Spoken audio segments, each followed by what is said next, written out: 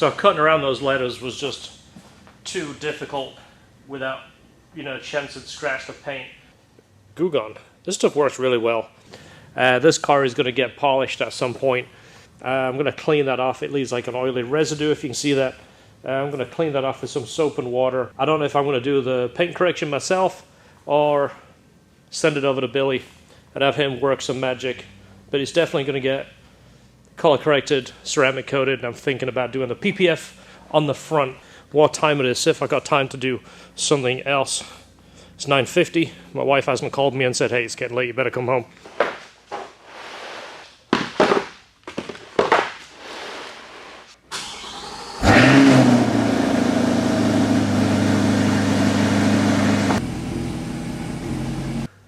Basically little pucks that go under the car. We have some universal ones that are like a rubber puck, and you put them under the frame and you kind of lodge them in a little slot and you twist them.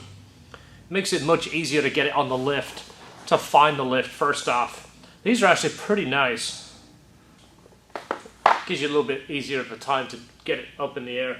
The 2020 and 21, even the 22s, the wheel selections on this car was awful. Even the upgraded wheel that you could buy the car, and then if you bought the upgraded wheel, they used to give the old wheel as well. And the upgraded wheel was worse than the one that came on the car, which both stunk, which I didn't care for.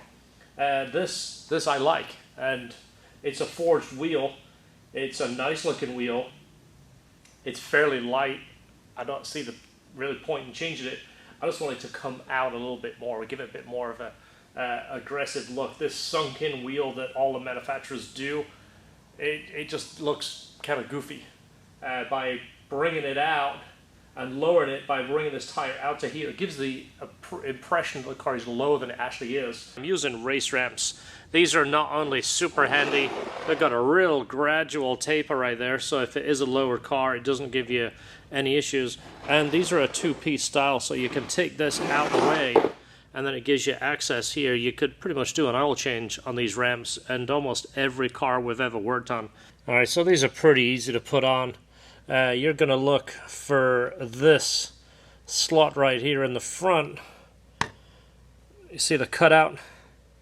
Don't know how well it shows out. I'm using my cell phone. The little piece that they give you, there is a spacer. If you want to make them temporary just to be able to use them on multiple cars, you put the spacer in there. If you want to leave them permanent in your car, you leave the spacer out. Let me see if I can show you real quick while I'll do this first one. Let me prop up the camera so you can see hopefully what I'm doing here. Well, this is your little piece.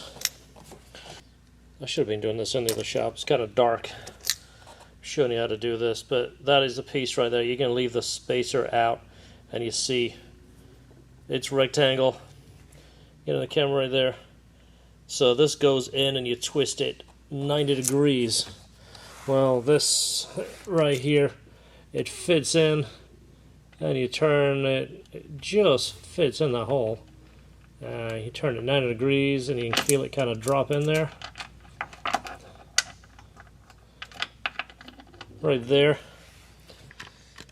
So there it is. It's pretty simple. It's one of those little things that anybody could put on, but it makes a big difference just if you're tinkering in your garage, or even sending it to the dealership, because just in case they get lazy and they don't install their pucks, you can kind of glance there and see it. It says lift here, and on the other side it says Corvette.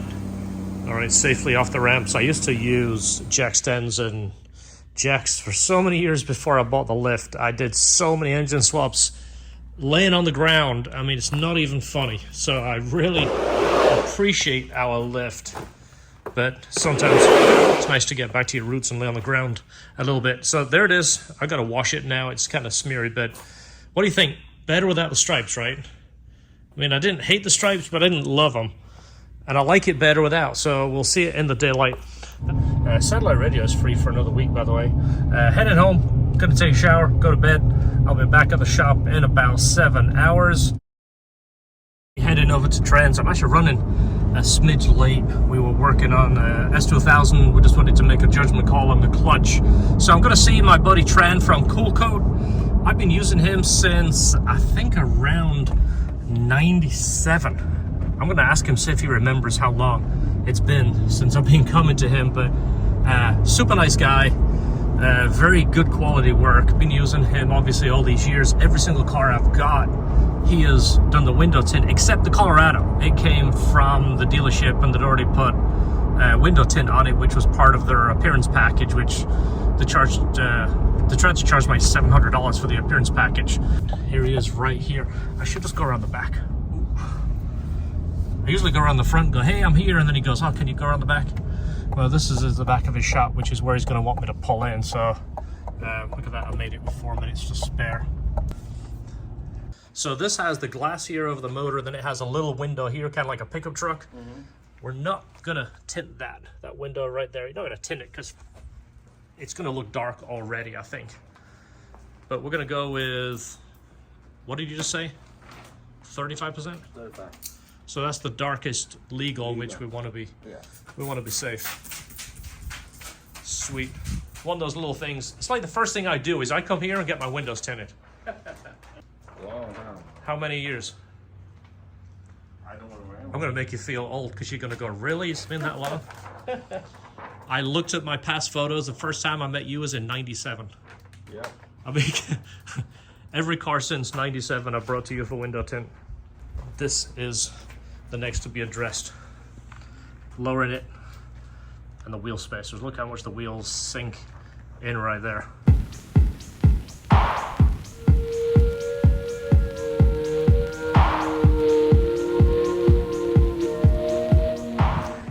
That's it. It's dark enough that you can tell it's tinted, but you can still see out of it.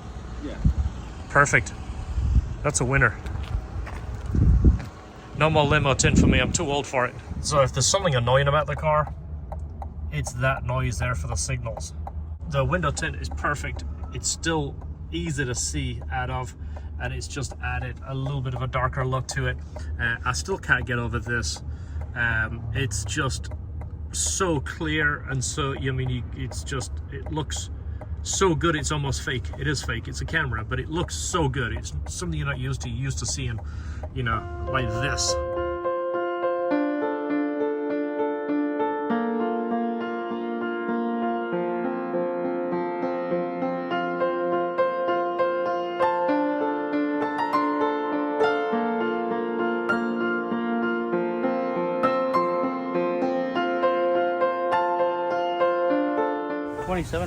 $27.5 front. You said 28 and a half in the back. Okay, so you can buy springs for these cars. All we're going to do on this one is just lower it on the coilovers. We'll get the wheels off. I'll show you what that looks like, but it is adjustable on coilovers. Yay, first time in a Corvette not to have leaf springs. So between that and bringing the spacer out on the wheel, it should look quite a bit better. Figured I'd share this with you. Some of the things that GM offer are really good price, and some of it are just ridiculous. So if you see right here, black wheel locks dealer installed, and then the black lug nuts, $245 and $125. Let me show you what that gets you. It gets you black lug nuts and obviously the locks, which is really expensive. You can buy these aftermarket, so you'd be better spending your money getting that elsewhere. Obviously some of the things are a really good deal. Obviously seat belts are going to cost you a lot more than $500 to get in. Adrenaline red custom leather stitch is going to cost you a ton more than $500. Competition seats is only $500 if you get the 3LT package. So if you get a 3LT, it's only an extra $500 for those. So that's well, the 3LT comes with a special seat, doesn't it? Like the 3LT comes with the GT2 seats. GT2, yeah. So then an upgrade from the GT2 to the comp seat is only $500. But if you have a 1LT, then you've got a basic seat. It's quite a bit, yeah. To go to the competition, it's quite a bit more. Oh, look at that, carbon flash full length stripes. That was $1,000 that just went in the garbage can. Wheels a good price. Painted brake calipers, considering there's all 4 of them, it's not bad. Yeah. Suede microfiber steering wheel, that's a little on the high side, but it is a nice looking wheel. Everything else, pretty good value. All right, so now we've got the wheel off, it'd be a good time. See if we can get a weight. 46 pounds. I think if we put a lighter tire on it, it'd probably make a big difference, because these are, pretty sure they're run flats. 63, 61. These arms are pretty beefy. All cast parts around there. These all look very similar. Like, we look at the NSX, it all looks very similar. I think they just took an NSX apart and said, you know what, that stuff works. Let's just copy it. Because it all looks very similar. It's like that little black piece here, this plastic, is guarding the threads, which is a pretty good idea because coilovers tend to get corrosion in there and then you can't adjust them. It's kind of hard to see because it's down low. Let's take a look at the back. Now you can see more clearly on the back, but that's the threaded portion. So essentially we can just lower this down just like a conventional coilover. Give those guys a shout out. So we're going to break this one loose. We're going to separate it from this one. I'll see if I can do it one-handed. And I think this plastic stays attached to that bottom nut. See if I can do this one-handed without hurting my fingers. So I'm going to have to hold. Nope. There we go. So there you go. It's pretty clever. So that's something that the coilover companies need to start doing. So not to expose the threads, but this winds down. Let's see how far this goes down. You're supposed to be able to drop it an inch on the coilovers. So the idea is you drop this little plastic sleeve and then you grip in this. They tell you to put duct tape around it and then grip it with some channel locks. Well, so that we don't mark it up with channel locks, what I've done is put a hose clamp around there, and then I'm going to use the channel locks to hold the hose clamp, this being kind of like a tab to wedge against my channel locks and hold it. And then you're going to bring this down so you've still got a little bit of thread exposed. You don't want to come right to the end. You want to have maybe 1 or 2 threads and then bring this down. 20mm wheel spacers, get it from the same guys. These are just the regular style where you put them on, you use these nuts to hold them to your factory studs, and then essentially your wheel is bolted to the spacer. So someone at this point is going to say, hey, you shouldn't use those because you put extra stress on your wheel bearings. Yeah, well, if you change the offset of your wheel, you get the same thing. This is just a cheaper way of doing it. So this is going to attach on here with those included nuts, and then this has to be trimmed here. This smooth part with no thread, that has to be trimmed back because this is sticking out and sticks into the wheel. It actually sticks out quite a lot. I'm going to look at the wheel and see how much of the wheel, if there is some kind of pocket on the wheel. So right here we have about 18mm sticking out here. Let's go take a look at the wheels because there's got to be some pocket in the wheel. This is how much room we have here, and it's almost, it's just that area there. I mean, I wanted to measure this. I'm going to get my proper calipers out. This is just like a gauge ruler. So I just double checked with my calipers, and I mean it's deeper in the middle, but looks like these will have plenty of room. So I'm going to measure them all. This looks way deeper than these. These are the shallowest ones. These deep ones here have tons of room.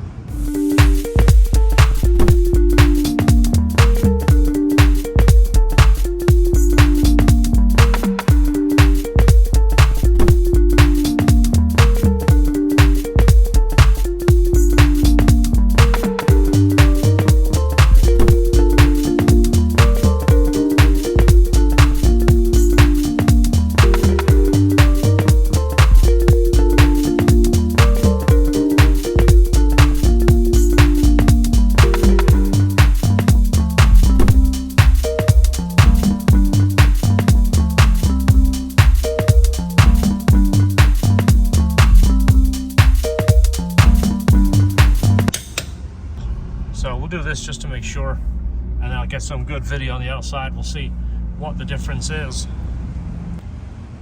So 27.5 to 26 3/4, 3/4 of an inch.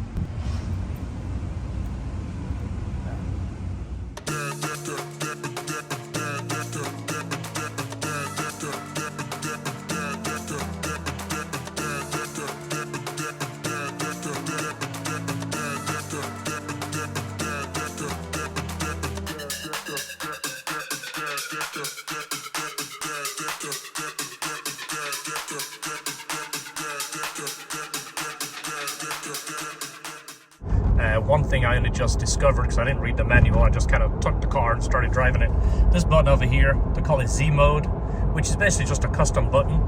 You can configure the car to alter this. It's kind of like a radio station. You can adjust the steering feedback, the brake feedback, the transmission, the suspension, even the throttle response, and the exhaust tone, and configure it just by that. You've got this, which is essentially this dynamic mode, kind of like what the NSX had.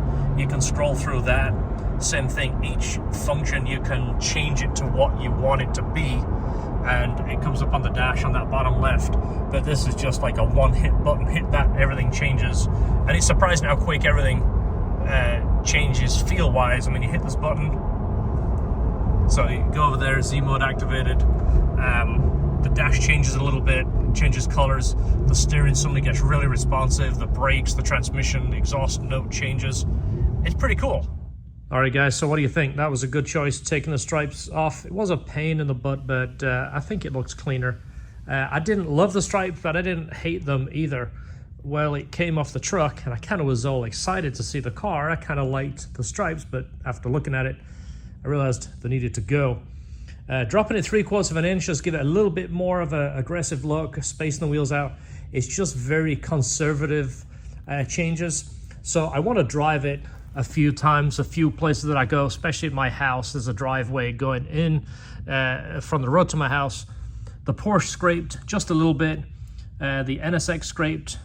The Corvette Carbon scraped. The ZR1 scraped. Didn't like trash it, but it would just drag this. So what I'm going to do is drive it in, get my son to measure it on the way in, kind of film it and see how close it is, the angle that I go, because I do have a carbon fiber lip. If it's still got clearance on that lip, I might contemplate doing springs, bring it down, maybe another 3/4 of an inch. I don't want to make it so it's just ridiculous to drive. That would just make it annoying, and it would tear up the carbon lip, and it would make it to a point where I don't want to drive it, and I don't want to take it to the track. I want to take it to the track, and I don't want to scrape the carbon lip all the way around the corners as you dive into a corner. And like I always say, the modifications that I do and we do at the shop are always reversible. That way, let's say you're going to sell the car, take all the parts off, sell them for 50 cents on the dollar. The car's still worth the same. Sell the parts, a little bit of pocket money towards your next car. So there it is. Thanks for watching, guys. Leave a comment below. Tell me if I'm crazy. Tell me if you like it. Tell me if you don't like it. I mean, it's all interactive, and it's all about owning a car and playing with it, tweaking it, personalizing it, and just having fun. So see you in the next video. Have a good night.